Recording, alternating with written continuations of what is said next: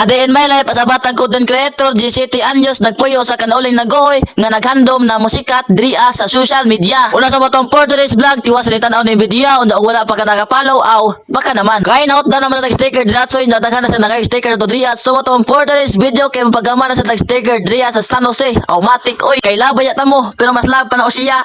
Una kay mo na matagpagamag sticker dria so sumato misulod na sa eskwelahan dria kay para maniud to sa ko dria kay maragoto naman sa dria. Automatic kub sa ta dria. Ni hapon ta niyo estimate udto.